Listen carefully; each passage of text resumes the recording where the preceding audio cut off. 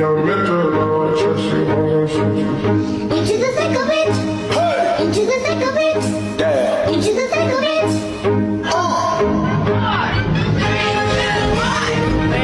Raindrop, drop top. Raindrop, drop top. Smoking no brick in the hot spot. Fucking on your bitch, shit, Looking up, hot. They finished off their opening drive of the campaign with a field goal on the last drive. Now they'll search for a touchdown here on this go-around. 1st and 10.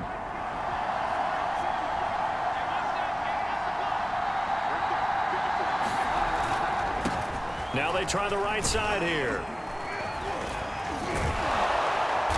And he'll go down at the 26 following a gain of 6.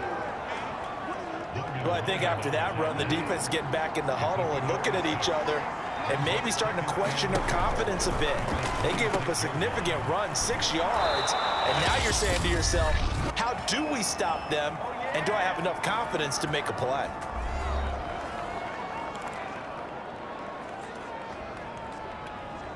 We remind you that coming up in 2 minutes, we'll again head down to visit with Jonathan Coachman in Orlando, back for another year. He'll have scores from around the NFL here on this opening weekend. A pass there complete to Sutton, and they'll get it up just short of the 45 at the 44. And unfortunately, in 2020, in the season opener, Cortland Sutton tore his ACL. But remember, over 1,100 yards in 2019, his future is still awfully bright. And it's incomplete. Took a shot, couldn't connect. So, CD, big changes for 2021. Of course, last year we had the expansion from 6 to 7 teams in each conference making the playoffs. This year, the headline, the addition of a 17th regular season game. What did you think when you heard the news that this was happening? Well, my first thought, partner, was finally, because we've heard about a 17th game coming for a long time, and now here it is. So the beautiful part about all of it is that 17th game is going to be like these interdivision, interconference type games that are going to match up and play out over a 4-year period. And that's kind of cool. And I was looking forward to seeing some of the matchups that were going to come out of that for that 17th game. And could that be the game that decides a bunch of division titles? Out to the flat. That's complete to his running back. And they'll get him down after a pickup of 8. 2nd and 2. Just about every quarterback is trained to really look downfield first before you come back and make a nice, safe throw. And in this case, that's exactly what he did. Found his running back, let him create some space, and it turned out to be a nice play for the offense. To the air again with Bridgewater. That's caught over the middle by Fant. Now the Broncos are going to call the first of their timeouts as they stop it with 28 seconds to go in the first half of play. They had to settle for 3 last drive, hoping this second go-around ends in 6. In good position, 1st and 10. Out of the gun, Bridgewater. Going to throw deep for the end zone. And it'll be intercepted. Picked off by the Michigan man, Jabril Peppers. And his guys have got it back at the closing stages of the first half.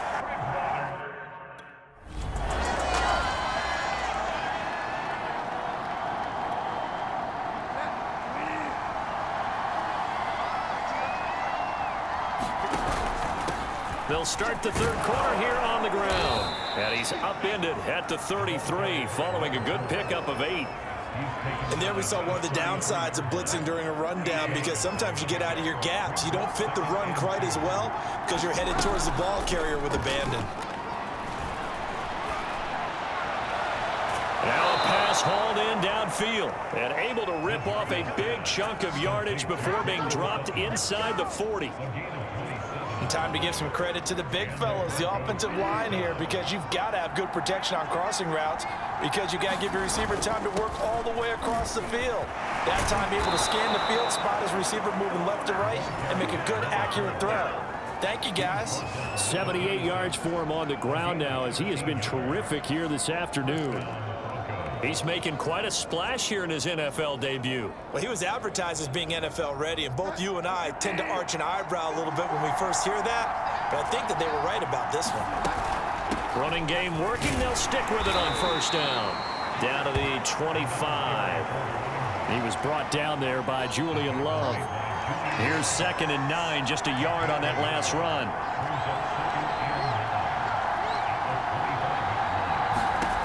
Now Bridgewater. There's the stiff arm. And down inside the 15, shy of the 10. And if Noah Fant keeps making catches like that, it might not be too long till we say he's one of the top 5 tight ends in football. When he was drafted, that was the expectation. Now a handoff here to his running back. And able to get him inside the 5 here, just inside the 5 to about the 4. It's a 7-yard carry to set them up with a 2nd and 3.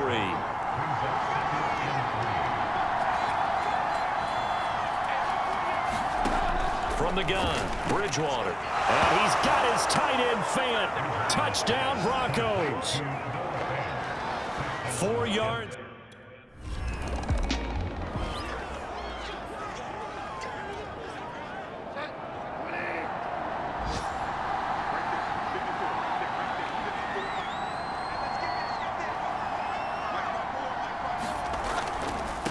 And to give this time to the tailback. And he'll maneuver his way forward for about 4. 2nd and 6. Well, on every play call, you realize it's not going to go for a touchdown. So a lot of your calls are setting things up for maybe later in the game, trying to establish the inside run with toughness now, hopefully get to the perimeter later. And let's face it, you could do worse than a 4-yard run on 1st down. And he's able to get it down to the 25-yard line. So they were able to put the pen to the paper this week, get this deal done, contract extension. And I'm sure that the coach's front office happy. He's got to be happy too, though. He's got to be relieved. He doesn't have to worry about moving now, doesn't have to worry about not having a team. He's back with a team he's comfortable with and where he feels he belongs. Yeah, I think he feels pretty good about this whole deal. Buying time to his left. And they'll bring him down at the 18-yard line. Nice work to get 7 out of that, and it's 2nd down. Now, that was not a bad scramble there on 1st down. He didn't force it, nor did he throw it away. He was able to take off, and now he made it a very manageable 2nd and short. Looking to throw again on 2nd down.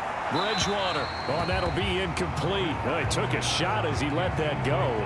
And it's going to bring up a 3rd down. Oh, that's got to frustrate him a little bit because they nearly got to him there, and it would have been the first sack of the game. Instead, they're able to influence the release, and they did force the incomplete pass.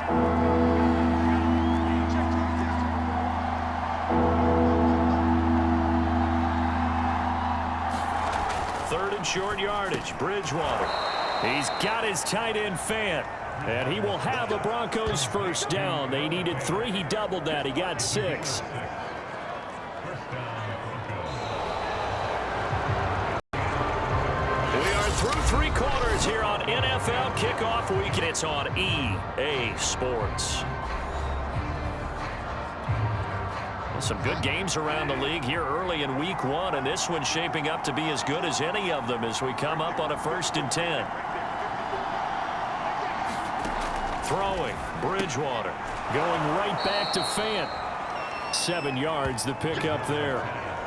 Another nice pickup through the air, and I think a lot of people might expect them to run the ball in this situation, Brandon, but with this lead, they're electing to throw the football. Swings, slants, quick outs, things that they consider safe. Now a 2nd down throw for the end zone, but it's incomplete. The Broncos on 3rd down. They've been good, 3 for 4 thus far. Here it's 3rd and 3. To throw is Bridgewater.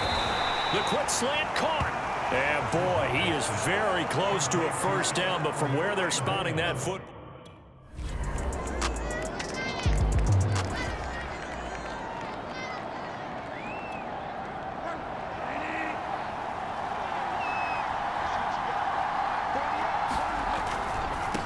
And he'll give it here to his running back. And he sneaks his way forward only for a couple here. 2nd down.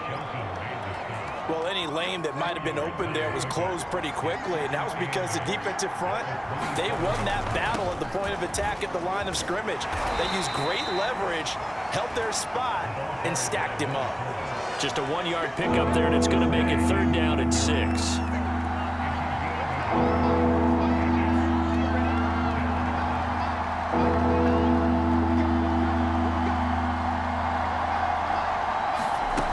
To throw, Bridgewater. Completes it to Fant on the right side. And he'll be out of bounds across the 30-yard line. They get only 4.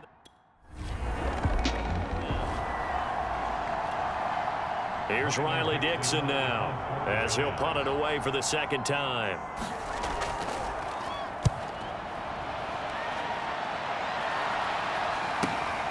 This is fielded inside the 5. The danger of a punt that good, a 16-yard return. And the Broncos take over, first down and 10. Denver's offense ready to go again. And a tight game after punting last time. See if they can get something going on this drive. As they head to the field now, with the game this close, you've got to feel there's a sense of urgency for them going on offense right now. But they have to do it without letting panic creep in and affect their play. And he's going to get a solid gain of 9 before being brought down. Second and right at a yard.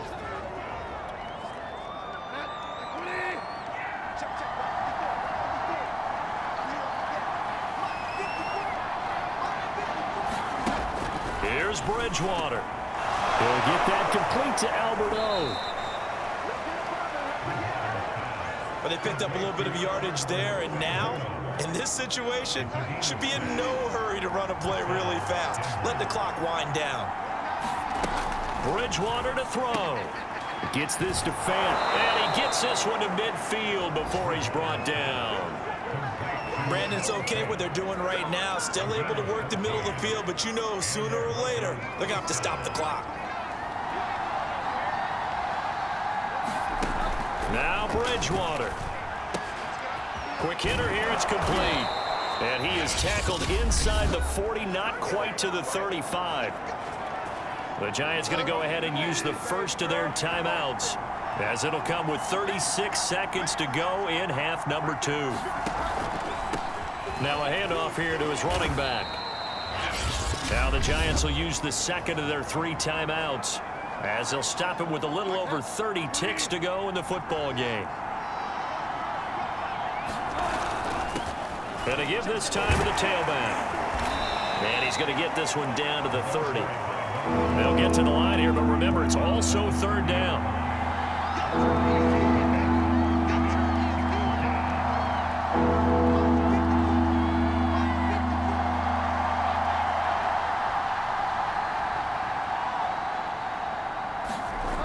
Bridgewater. And this is going to be intercepted. Picked off by Blake Martinez. And he will be out of bounds, so partner, that means...